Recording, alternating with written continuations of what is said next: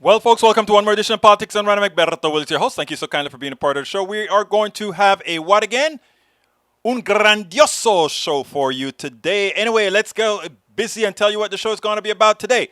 At first, we're going to have Merilyn Burgess assume the office of Houston Court County District Clerk. And you know what she's doing? We talk about social justice. We talk about criminal justice. We talk about how the court system is not working because the people that are out there judging these people that they probably need to indict or whatever, or judge, they either are too hard, not the right, etc. Well, she wants to mitigate that. She's done a good job at doing that. We also have Texas Representative Jasmine Crockett has some words with Tiffany Cross over the weekend. We also had an indigenous person talk some important stuff about the MAGA crowd, and so did as well the media coverage, which I thought was interestingly correct. And now, folks, that's what we're going to do. But, as usual, I start with you guys because you all run everything. Ed Lauder, I wasn't at the MAGA event. It was pushed by the media. It was a joke, all right, and people know it. Only one arrested was a Fed, all right.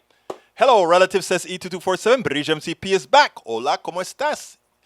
Welcome aboard again, Bridge. We were missed yesterday. We have Eric who says, hi all, do the rich really pay some taxes? The rich pays a ton of taxes.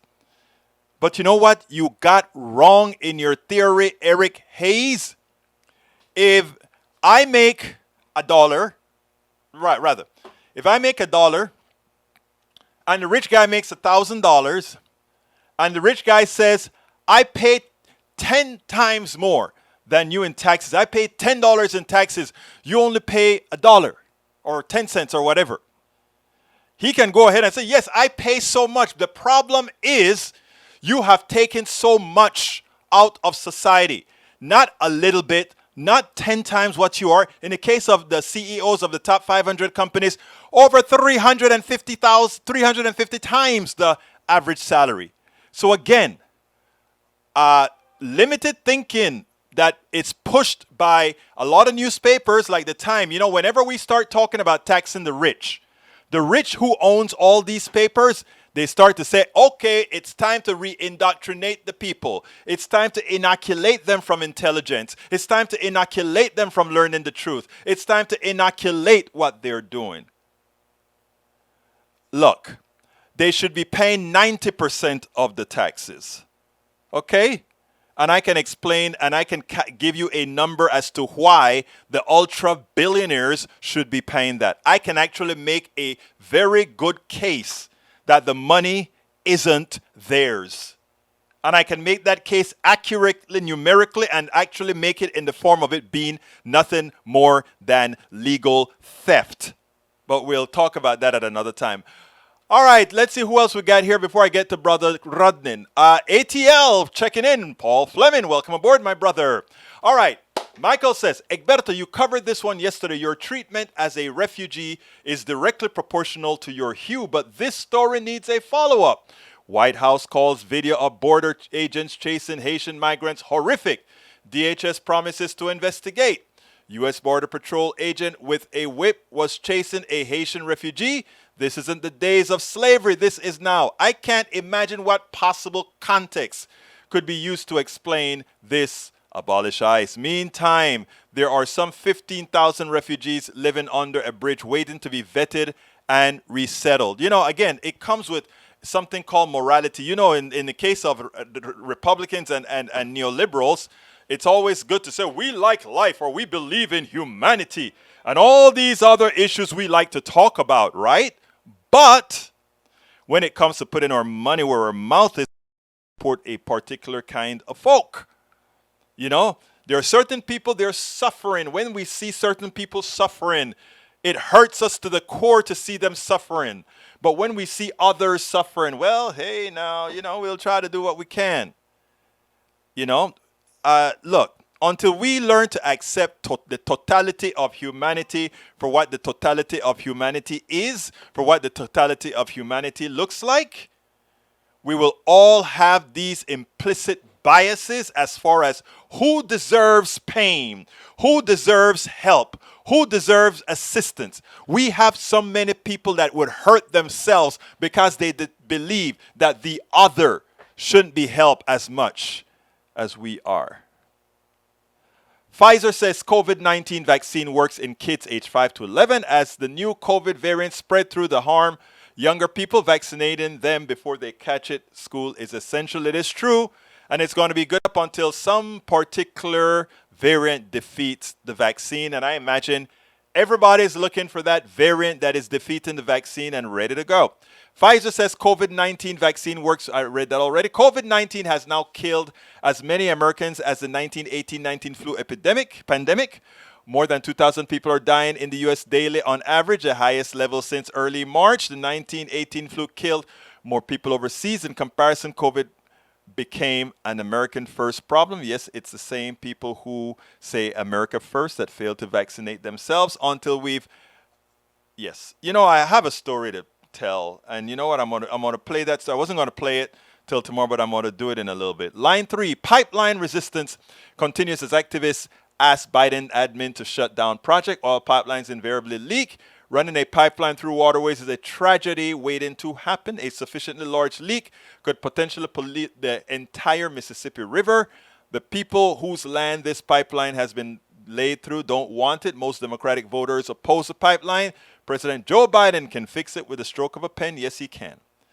Fire at the Ponderosa Pet Resort in Georgetown, Texas leaves 75. I didn't hear about that. It's extremely heart-wrenching, fire chief says. Oh, my God. That's sad. That is sad. Okay. Eric Hayes, FBI arrests its own. Peggy Lopez, hi all. The power came back on just in time for me to be here. Peggy, you are the good omen of the day. Egberto, did you read the article? Says paid 50% of the taxes. So is that a lot? No, it's not a lot. Again, you have to understand magnitudes. Let me ask you a question. Most of the 90% of the capital in America is owned by the top 10%. Is that a lot? What do you think, Eric Hayes? If 90% of the wealth in the world in the U.S. is owned by the top 10%, what do you think about that? So shouldn't they really be paying more than 50% of the taxes if the wealth that they own is over 90%? Come on now. Again, you have to know the totality of the numbers and not allow them to make you unintelligent by putting the numbers out in that fashion, my brother. Okay? That's the answer. Look it up. All right, Bridge MCP. Well, I saw you already. Peggy Lopez, power to the people. Let's see what else we got. Eric, how does AOC afford a $35K ticket when she makes $175K? Because she got an invitation. She didn't pay for a ticket. That's the reason why. It's amazing how you guys concern yourself on trivialities. But what can I say? When you don't have any options, what can you do? I'm not talking about you, brother. I know you're a good person. But the people that are informing you are the scourges of the earth. And to put it as blunt as I can, they are nothing more than you know what. Bridge says, Eric, probably some donation. No, she didn't even need a donation. She was invited. She came in for free. Cindy Styles, the 1% do not contribute to society, do enough work to equal their bloated wealth. Cindy has the statement of the day. Exactly right, Cindy. The Duck That Quacks. Welcome, brother Duck That Quacks. I still love that name. And back in high school in a refugee camp is what Texas should be doing. All right. Michael says, imagine for a moment that AOC actually donated $35K to a museum. That's 20% of her yearly salary as charity. The right-wing bubble used to like charity, except when it causes them to care about, such as the arts. AOC was invited to the event. She didn't actually pay. That's what I was talking. Masticator says, any non-citizen should come last in. Really now? Well, then why should the pilgrims then have been kicked out? Should the people at Jamestown been kicked out? Here is that low blood bond gets. Like, what's that? Let's see. I don't know. Officer killed. Terrible, terrible, terrible. That guy that guy, at least they killed him who killed the officer, which was the right thing to do. The Duck That Quacks. Would any of those Haitians be willing to risk life in America in New Orleans? plenty of places there no one wants anymore. Yep. Thanks, Michael is wondering. The duck that quacks. All right. Cindy Styles says, replying to Eric Hayes, the ticket was given to her. Exactly. All right. Today in 1780, Benedict Arnold committed treason. January 6th, insurrectionists are a fine old American tradition. Very well said.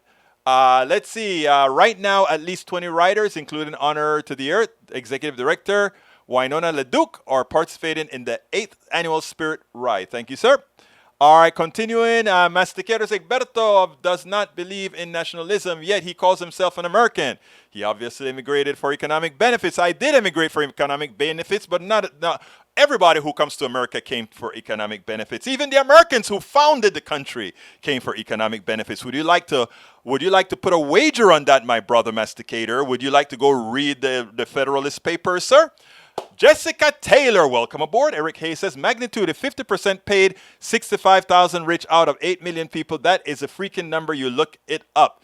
Again, Eric, do the math. It's not all that difficult, okay? If 50% is paid by 65,000 rich people, please go ahead and see what's the net worth of the 65,000 people. Bezos alone is $160 billion. Math is simple, you know, Eric. The basic math of wealth is not like the math we did in differential equations or calculus or anything like that. It's basic add, subtract, divide, multiply. You know what I mean? You can actually do that. The 65,000, figure out what the top 65,000 is worth in assets, income, and capital gains. Not at all hard to find out. All right, Michael Rodman Egberto underestimating the top 1.1% own the same wealth as the 90% of America. Oh, wait a minute. I missed. Let me tell you, when I wrote my book, as I see it a few years ago, I wrote it. I said, the wealth, and this is it. Whoops, let me put it so that people can see it.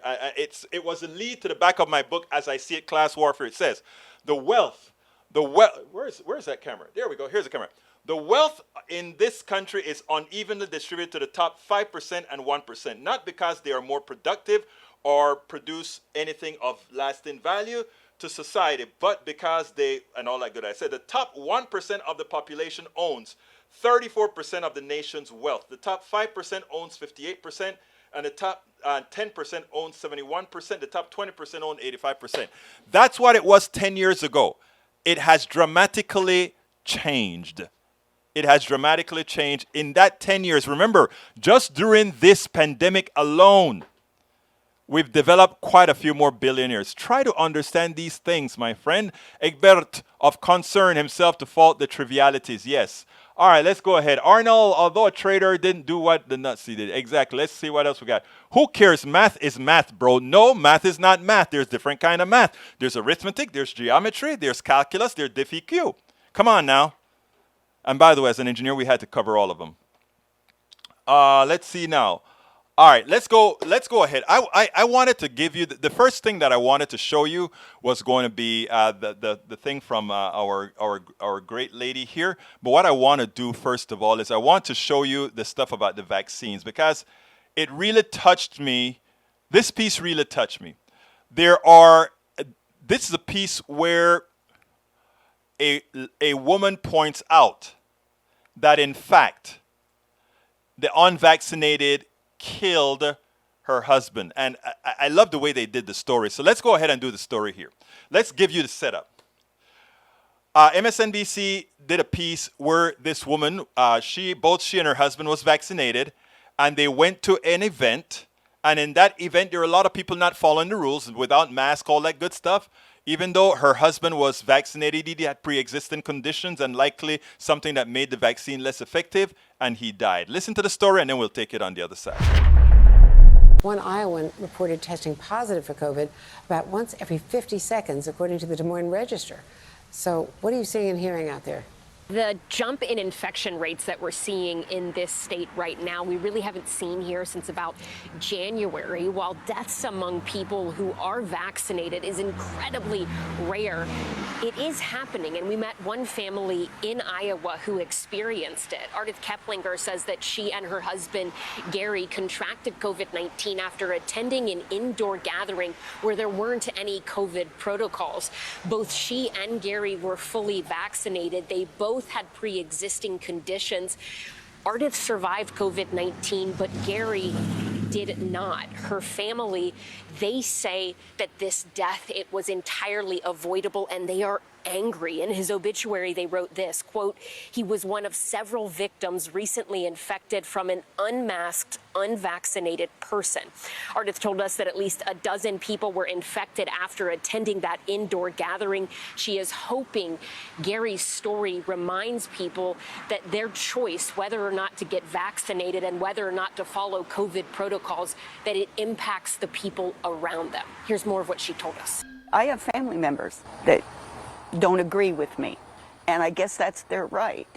But Gary and I had rights too, and he doesn't have them anymore. He had so much more to give, so much more to teach the world. A baby grandson that was born after he died. That's what he's missing. Gary and Ardith finished their Moderna vaccine series at the end of February. Gary passed away on August 11th. Dr. Jha, that brings home what Dr. Fauci, what you have been saying.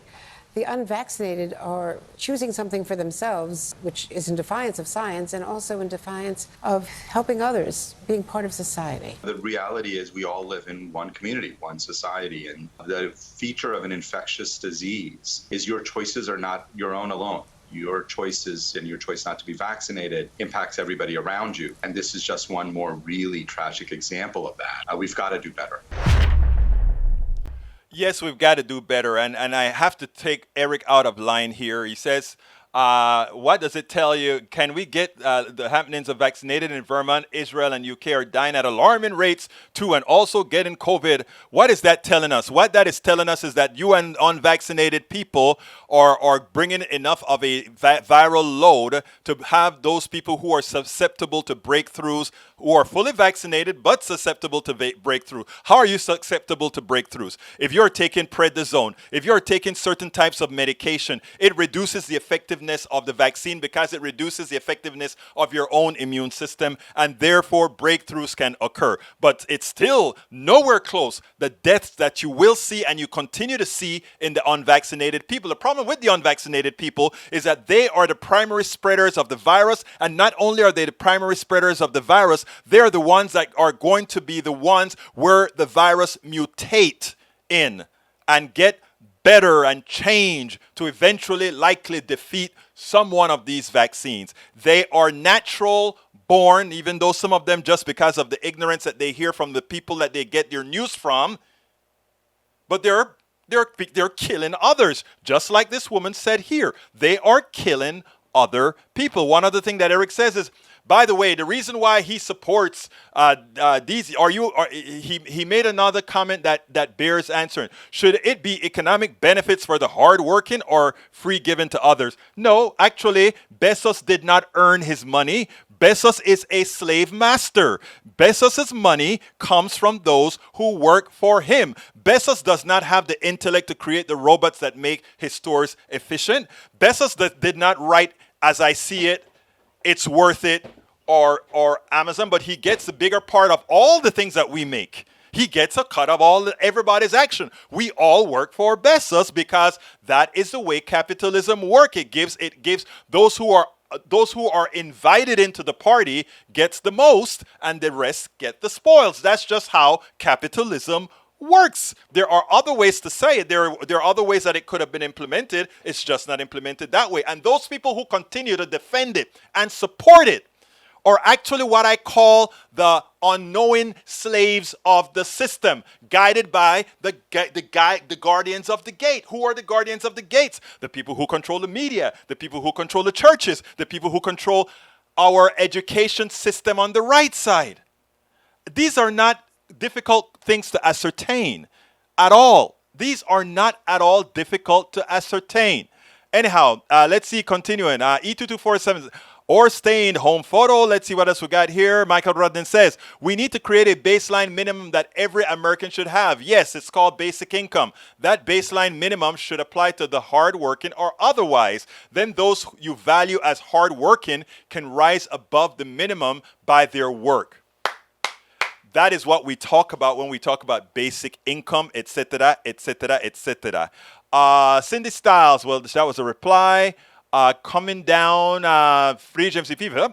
Antibodies were probably low at that point. And yes, he got his vaccine in February. So there's both the antibodies lower as well as he had pre-existing conditions. All right, let's see what else I got before I go to the movie here. Video viruses don't care about your rights. Exactly. Let's see, Eric, got it. Have you researched this on these countries and Vermont were vaccinated or above? Look, it's a constant research and we follow the numbers. One things we like here is science. Science. Jessica Taylor, those who support that thought pattern, I do not understand. Exactly. Okay, let's go to my favorite person here one of my favorite persons here in Houston. Her name is Mrs. Merilyn Burgess. Check this out. Welcome to Politics Done Right. I'm Egberto Willis, your host. Harris County, Texas is likely the most diverse county in the country, if not the most diverse county in the country. However, its jury system doesn't look like the county. And what that means is, in this era where we must put much interest into our justice system of all forms, we have to ask the question, why? Is it because of certain structures? Is it because it's being a jury is made too difficult? What is the reason? Well, this election cycle brought Merilyn Burgess as the Harris County District Clerk, and she saw the problem. Recently, she made quite a few changes within the system and went to the courts to get some assistance in ensuring that she could mitigate these problems, finding out what the issues were, and started a campaign known as the Stand for Justice campaign. And it's over the radio stations, in social media, etc. She recently released a press release that said, jury service conditions in Harris County are improving significantly under the leadership of District Clerk Merilyn Burgess, as Commissioner's Court passed Tuesday a proposal that will provide coffee, meal vouchers, and free parking to jurors. District Clerk Burgess is confident these measures will make the jury service experience more enjoyable, fulfilling one of her administration's principal goals. That's a very important thing to do, isn't it? Because if you can't park, if you can't get vouchers, etc., people of little means will likely not be able to serve on justice. Take a look at what one of the promotions that she's doing to try to talk to people about the changes that's occurring in the county to ensure that we have a more equitable jury system, a more diverse jury system. Harris County needs your help. Over the past 5 years, our county's jury appearance rate has hovered around a disappointing 20%. Some areas in our county are as low as 10%. Lower appearance rates tend to correlate with less diverse panels, and less diverse panels disenfranchises many involved in the legal process. If you are accused of a crime or unjustly sued, would you rather have a jury that looks like something from our past, or one that's more representative and looks more like Harris County's present diverse population? I am Merilyn Burgess, Harris County's District Clerk. If you receive a jury summons from my office, please answer your call to serve. We need your voice at the table. You could make the difference in a more just outcome.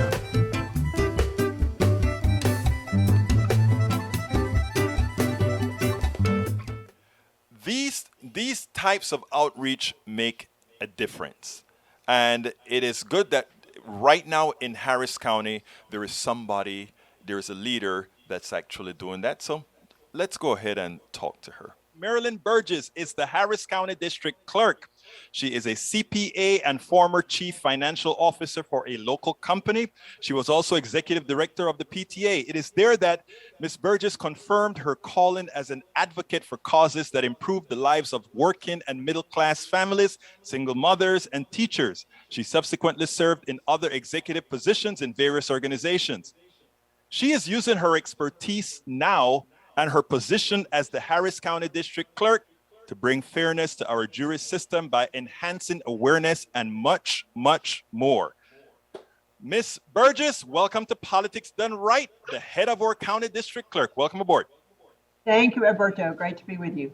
Look, first of all, I understand that when you got your position, there's one thing that you noticed about how voting was occurring. I mean, not voting, how our jury system was actually functioning. It wasn't representative of the community. Tell us, first of all, what did you see when you came into the county? Well, when I first came into office, improving the juror experience, increasing appearance rates, increasing diversity of those that appear was a top priority of my office. And my office has been working on it diligently ever since January of 2019. I feel like we're finally making a little progress in that regard. Harris County being one of the most diverse counties in the nation, our juries need to reflect that diversity, and currently they do not. And so we have launched numerous measures to try to increase appearance rate, but particularly to target minority communities that are underrepresented in the numbers that appear currently. Now, I think you appeared in front of the commissioner's court recently. There are a lot of things that you think can actually make it more appealing for those for other people to join the PUM, because there are some real reasons why some people are not predisposed to serve on the jury. First of all, what are those reasons as you see it?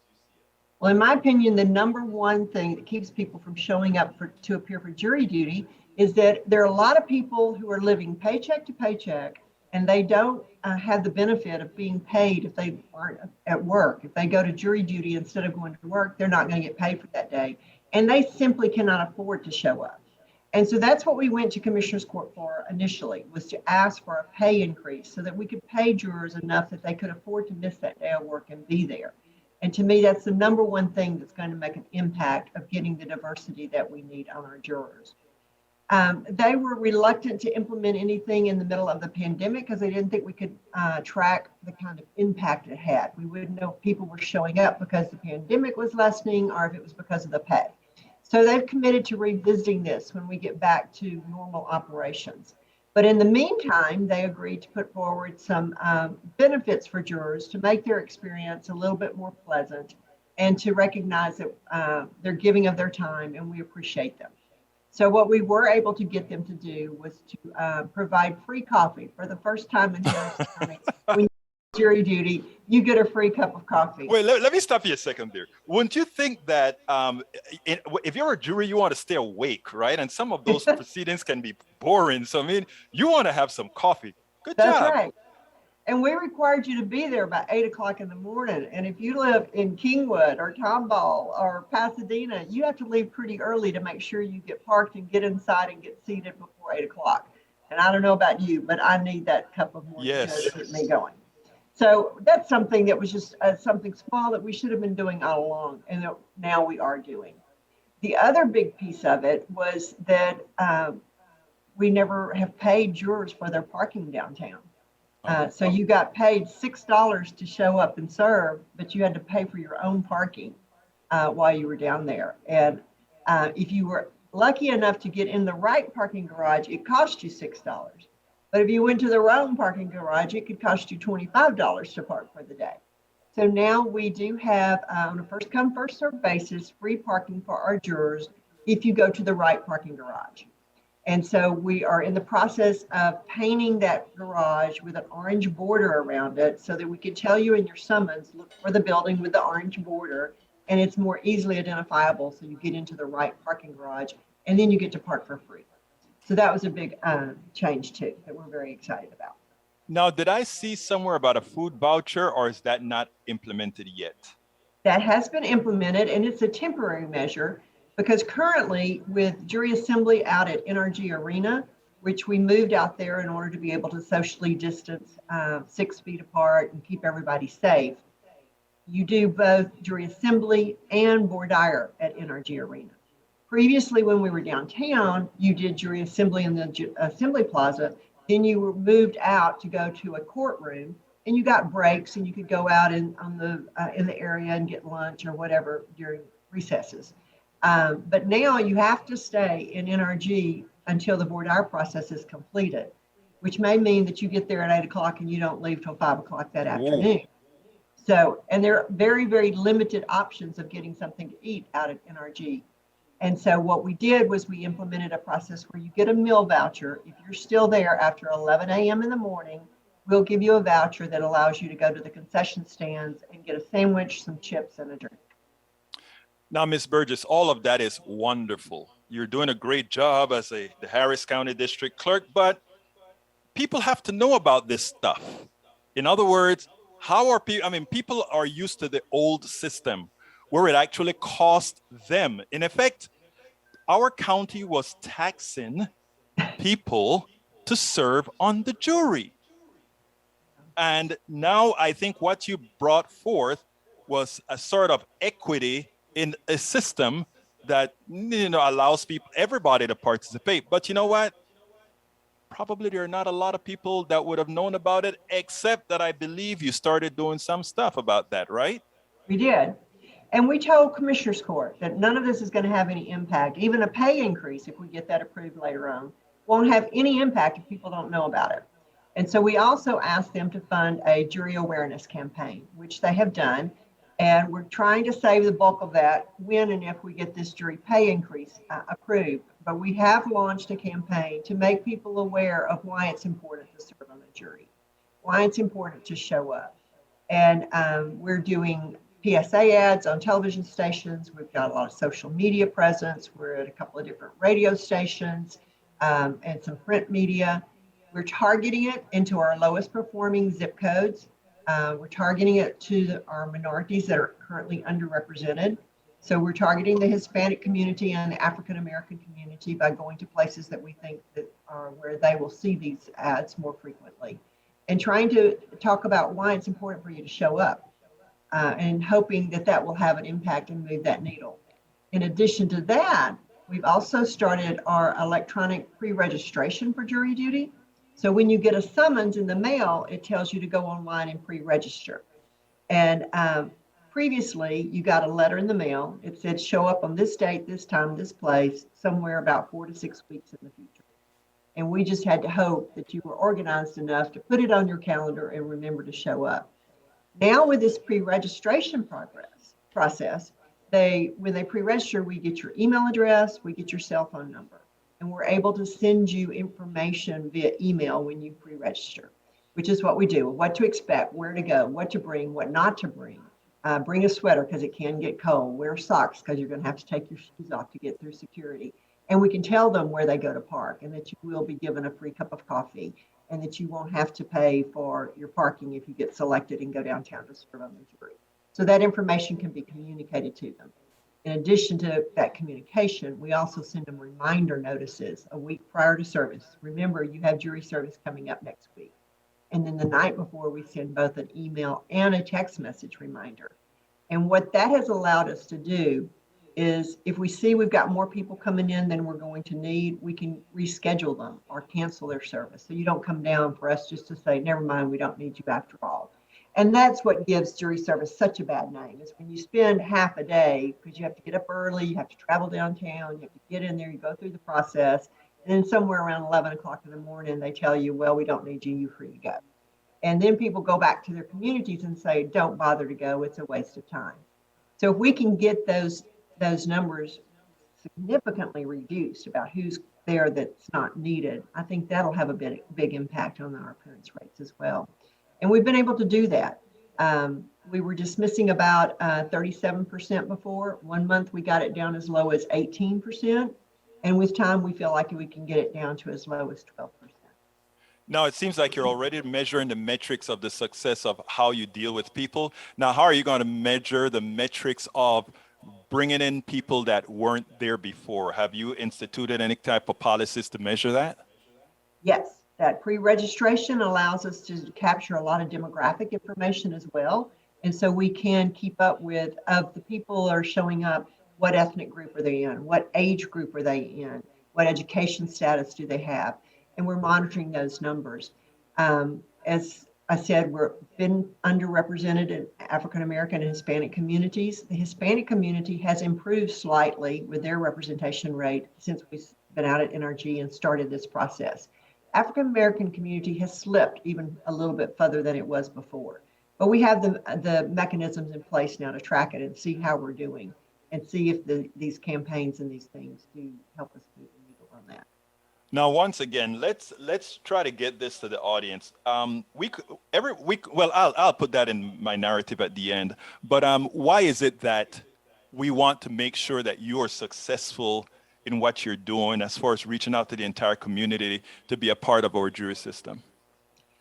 Criminal justice reform is a huge topic of conversation across the nation right now, and also right here in Harris County. And we're seeing change, and we want you to be a part of that change. And this is a way where you as an individual can have a direct impact on the outcome of somebody's life. If you're at the jury deliberation table, you're going to be in that decision-making process of what happens to that individual. And statistics have shown that when we have diverse juries, they deliberate longer than a homogeneous group of people would.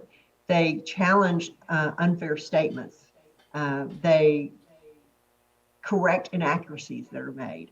And what that leads to is fairer outcomes. And if you want to be a voice for change in criminal justice reform, be a juror at the deliberation table. I mean, that is, I mean, you actually said something that I was going to add to, whereas if you have a diverse jury, we can all correct each other's preconceived notions or preconceived misconceptions. And that is actually very powerful in bringing justice to us all. So, Ms. Burgess, usually I have one last question to every single interview, and that goes, what would you have liked me to ask you that for some reason in my infinite unwisdom, I didn't? Well, the only thing I would like to add is the diversity that we're seeking is not just in ethnicity, it's in age groups as well. In the past, our juries have been predominantly older white people.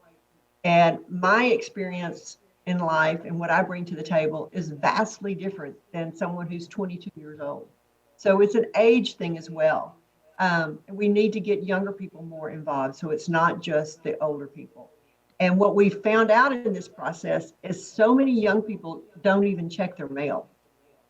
Everything's electronic nowadays. Right. They get all their bills electronic, and they're like, but I'm not expecting anything in the mail. I may not go to my mailbox for a month.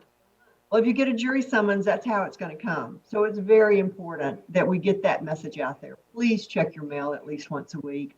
Your mailing address is the only thing we have as that initial contact information. So check your mail, pre-register for jury service, and show up. Well, you just opened another door. That was supposed to be the last question, but you opened the door. I'm sorry. You just said that for younger people, most of what you do is by mail. Are you going to try to institute something, let's say, with text messaging and email? Is that against code, or I don't know? I'm not, Right now, our jury wheel is made up of people who have either registered to vote or have a Texas driver's license or a Texas ID. That's where we pull our pool from. And that database does not include anything other than mailing address. So we have no way to reach you other than through the mail. Harris County District Clerk Merilyn Burgess, thank you so kindly for having been on Politics Done Right. I mean, that work that you are doing with the jury system is long overdue. Thank you so kindly for really making our system look like what Houston looks like. Thank you so much for having me. And if your listeners believe in what we're doing, reach out to your county commissioner and tell them they need to approve that jury pay increase. I hope you enjoyed that. I think that is important. That doesn't only cover here in Texas, but all over. Welcome on board, Sharon Hammer. Welcome on board, Yvette Avery Herod, our union expert and queen. Jessica Taylor, welcome aboard. I'm trying to find those. Roberto Luis, mi hermano de Panamá. Bienvenido. As well, Rose Williams, you're back. Paul Fleming, I think I called you out. Maywood, I don't think I called you out yet. And brother Tom C., welcome aboard. Welcome to Politics Done Right.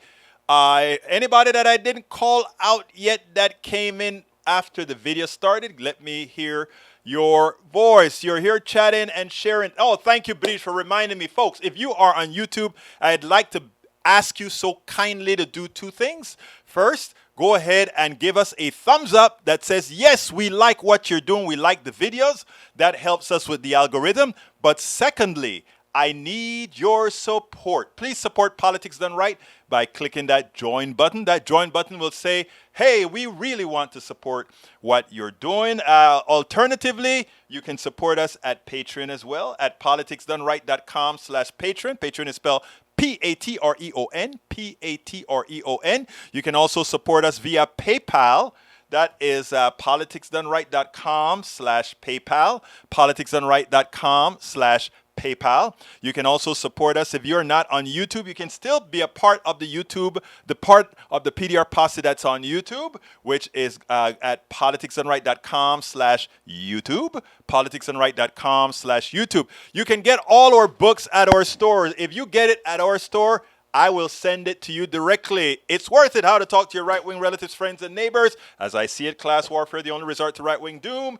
And how to make America utopia, take the economy away from those who rigged it. I can sell it as a group. So go ahead and check it out at politicsdoneright.com/store. I promise you are going to learn a hell of a lot from those books as far as how our system really works. Not what you hear on TV or all of that, but how it really works and how it affects us all. And it gives you a narrative that you don't hear. The narratives that fool so many into believing they need to protect those guys on top, as opposed to let's protect each other. It shows all of that type of machinations. You can if you decide you don't want to get it directly from our store, you can also get it directly at Amazon. That is at politicsdoneright.com/books. That'll take you to the Amazon page with all our books. We have audiobooks, we have Kindle, we have the paperbacks, etc., etc., etc. Again, if you want to see all the different ways you can support us, we have a catch-all page at politicsdoneright.com/support. politicsdoneright.com/support. You go to that page tells you all the different ways that you can come out and support your program, Politics Done Right. Look, before I go to the other video, I want to make a plea here. It's an important plea. I do progressive media, not only the show here, but the egbertowillies.com blog, the politicsdoneright.com program and blog, the liberalnetwork.com, and what's the other one? Several other websites. And the idea is to put as much progressive data onto the internet because the other side, they have paid people that are trying to put all the misinformation. You notice a lot of times our good friend Eric comes here and he puts a lot of stuff that comes from the right wing. Half the times he doesn't know where it's coming from because of the way the system works, the way the algorithms work, etc. You don't exactly know where things are coming from. And that's why we have to do what we're doing. I put a ton. Thank you, Cindy, for having all 3 books. I put a ton of data out there. And the reason I do that is to fill the space with truthful, progressive information. Why? Because I want when somebody goes ahead and scan and they look for rigged economy, they're going to get one of my blogs that talk about the economy being rigged when they also get a right-wing stuff that calls a rigged economy some figment of the left-wing media. So we have to have a lot of people doing what I'm doing. Now, it's not easy. It's difficult work, and it is time-consuming. Yes, Carl Cox, I've only seen one message from you, Carl, only one message. And what we're doing is we're trying to go ahead and put this message up, but we need a lot of help from you. So please, if you can, go ahead and click that join button and become a part of the posse. Do a thumbs up on YouTube video and do a like on the Facebook video, and support us by contributing at PayPal, YouTube, of all those links that I just gave you there. And again, I'll give you the catch-all link. The catch-all link is politicsdoneright.com/support, politicsdoneright.com/support. Let me stick that in there. Let's see if there's anything. Egberto, when I settle, I plan on reading my books by my fireplace. Woohoo! You go, girl. You go, girl. All right. And you know what? The great thing about the book is every first Saturday of the month, and you know, Tom C can tell you we only had a few people. I would love more of you to come to our chats. Go sign up for our Zoom that we do every first Saturday, because we can also talk about the books or whatever the hell you guys want to talk about. Hey, Egberto, why did you say this in the book? Egberto, why did you say that? I don't believe that. And we all sit down and we talk together on a huge Zoom. Right now, the largest we've gone so far is 6 people at a time, even though 15 to 20 sign up. Tom C is going to help me do a whole lot of that other stuff. Well, tentatively help out there. And I know Bridge MCP does what she can as well, because she's a wonderful person. Everybody else that's there, help us have these things, these conventions together. Anyway, I need to get busy. Let's go ahead and see. The journalist, I love the way she covered January, or rather, Justice for J6. It was funny. Let's check this out and we'll take it on the other side. For too long, our journalists would go to these Tea Party events or MAGA events or all these other events, and they'll play it up as if it has great coverage, as if there are a whole lot of people coming from all over the world and or all over the country, and the support is much more than it really is. I remember in the days of the Tea Party time, there'll be 50 or 60 Tea Partiers, and the cameras will come in small angles to make it seem as if the Tea Party movement was bigger than it was, and that in itself helped grow the party.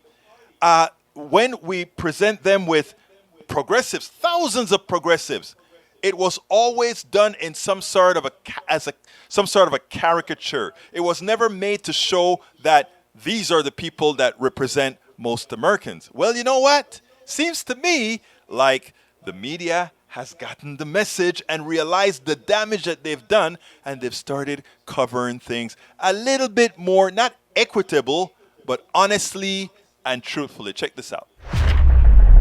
The organizer of this rally says that this was specifically meant to be supporting non-violent individuals who have been arrested, detained because of alleged crimes tied to January 6th. But that organizer has been very clear, very adamant in saying that their support is only for non-violent offenders and that they do not support violent offenders. But the first person that they brought up to try and make that point was a woman who identified herself as the girlfriend of a man named Jonathan Mellis. An individual by that name is accused of violent acts on January 6th. According to the criminal complaint, a Jonathan Mellis was captured on police body-worn camera, hitting officers with a blunt weapon on January 6th, some sort of large stick, and repeatedly striking and making stabbing movements towards the officers with the weapon in his hand. I mean, look, this protest, this rally, whatever you want to call it today, everyone here that we spoke to seemed to be acting like there were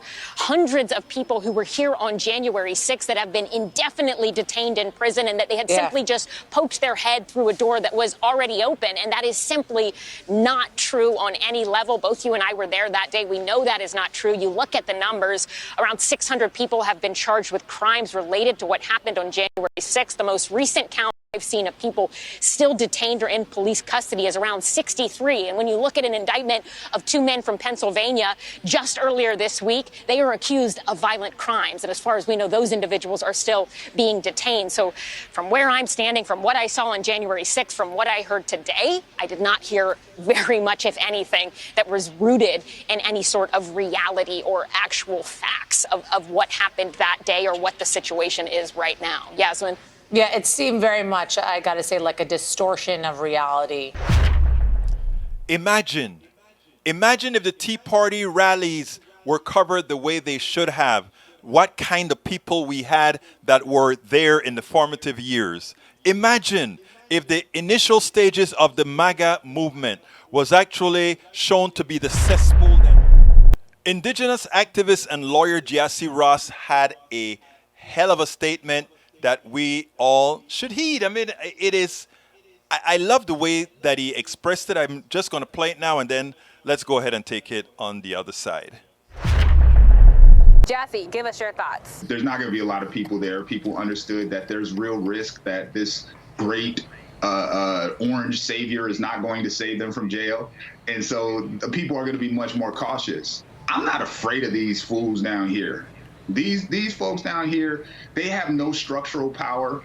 They're simply hood ornaments on the vehicle of white supremacy. That's all they are. They're crash test dummies. And if they happen to get arrested, so be it.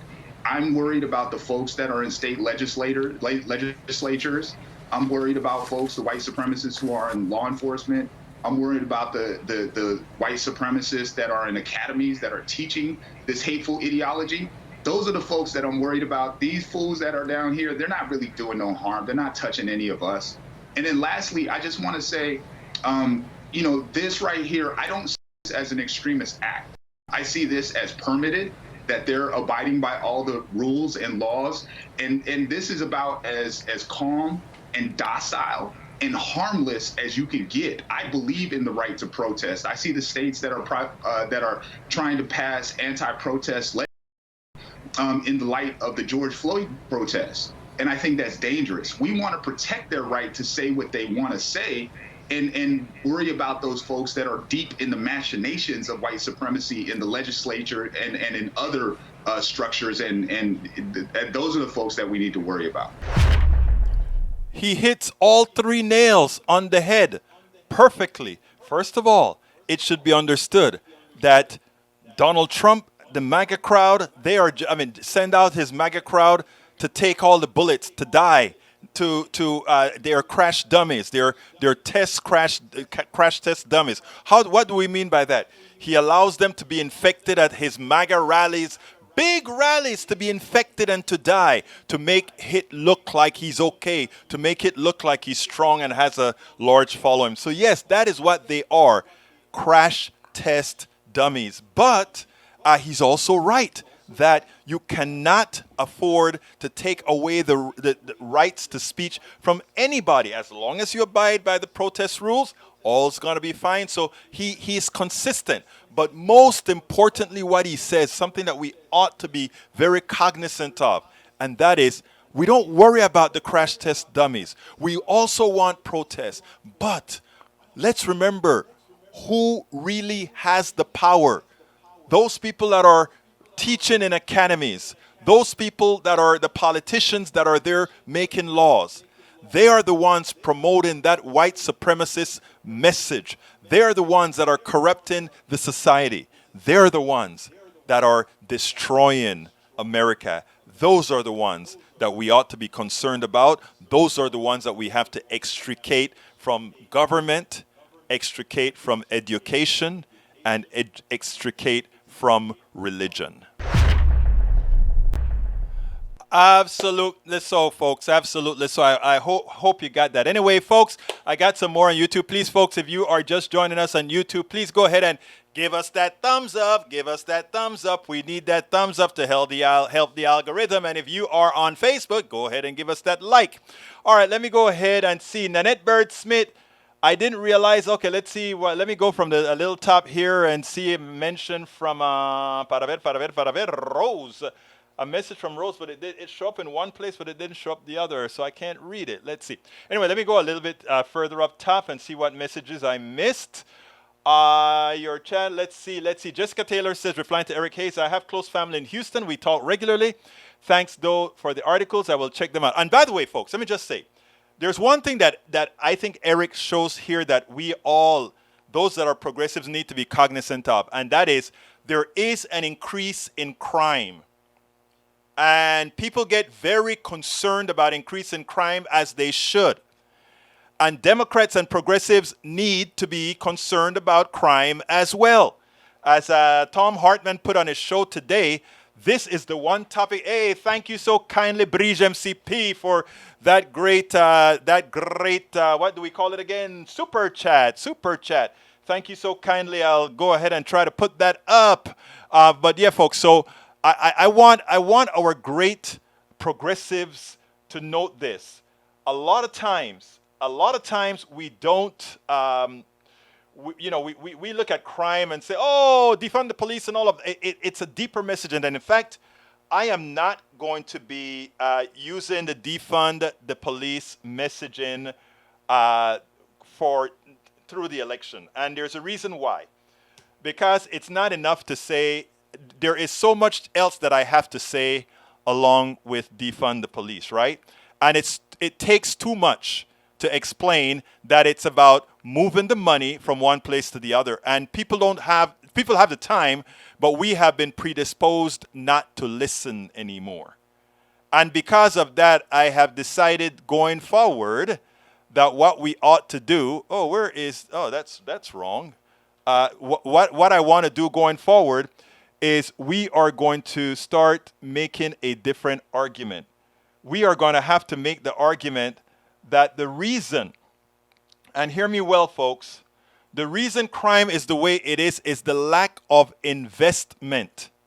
The lack of investment into people. And that case is a lot easier to make.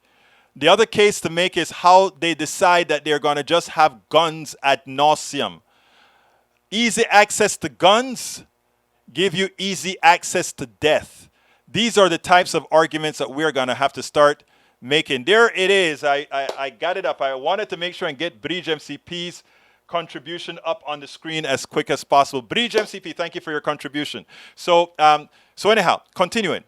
FBI's handling of Nassar case stains FBI. Absolutely. Let's see what else. Egberto, when I get settled, I plan to read. Yes, thank you so kindly. Eric Hayes, it's all narrative stuff, both sides. We'll talk about that another time. I have a chapter in Houston. Great to hear that. Let's see what we have. He's serious about NASA. I'm going to step away from NASA for a while. Tom C says, meeting with Egberto on Zoom. Great. You know what I need to do? I want to tell you guys, here is a Zoom sign-up link. Sign up for our Zoom and come on and have a chat with us on the first Saturday of every month. There is a Zoom link that I just put in there. Just click on it and sign up for the Zoom. Whoever you are, we have right-wingers and left-wingers and everybody in between on those Zoom. Rose says the problem is that people have been misunderstanding defund as a slogan. We really should come up with a better name for it. You know what? I am in agreement with you. You know, if you can't beat the dead horse. If people are not understanding it, our job is to show people how to learn. And if we're wrong in a choice of words, then we're wrong and we have to move on. Because you are changing stories, the left should care fast because it's important to all. That's the reason why we want it to be safe. Yes, we all want to be safe. All right, let's see if there's anything else that I need to come out before I talk here. Bridge MCP says, thanks, Egberto. Love you, bro. You know I love you too, girl. Look, guys, I got to get out of here, but I got to do one more ask. Bree says, Egberto going to PM you regarding some things to get more peeps. Thank you. I'll be all ears. Roberto Lewis says, politics done right. Do right politics. I love you, brother. You know I love you, man. Hey, by the way, our baby is going to be coming in the first week of October for a week. So we'll let you know, hermano Roberto Lewis, lo que está pasando. Peggy Lopez says, work the farmers market Saturday mornings. What time you meet on? One Saturday a month. We meet at around 11 Central Standard Time. But you know what? When we have these meetings, if you guys would like to modify times or have times at different levels, I like to have a standard time. But it's all up to you guys what is better for you on the weekends. I know everybody wants to do their weekend, so I want to be flexible as I need to be, so you guys can actually go ahead and let me know. Anyway, folks, one last ask. Please remember to support us. Go to politicsdoneright.com/support, politicsdoneright.com/support, and we have all the different manners in which you can support us. If you want a quick access to it, you can just go to politicsdoneright.com/YouTube or politicsdoneright.com/Patreon or politicsdoneright.com/PayPal. And as you can see, my voice is going, so I'm about to get out of here. Look, I know you guys have places you could have been, but you're here with us. I want to thank you. I want to ask you to share. I want to ask you to give us a thumbs up. I want to ask you to stay with us, be a part of the conversation, call us, email us. The one thing that we are here is accessible. And I don't care if we have 10 people or 1,000 people. People can tell you right now, if you take a look at our show, we have people, we keep in touch. So please, stay with us. My name is Egberto Willis. This is Politics Done Right. And you guys know how I end this baby. I am what? Out! we spend a lot of time deconstructing the news, trying to parse it into a form that everybody can understand. We try to find those little nitpicks where it flies above the fray, etc. If you really like these videos that we do, I want to ask a big favor. Please go ahead, number 1, subscribe to our channel, and number 2, please join if you can. Thank you so kindly for watching. Keep watching. Please remember to share. We must populate the entire internet with our progressive message, a message that we know is what most Americans say that they want. So help us, please join.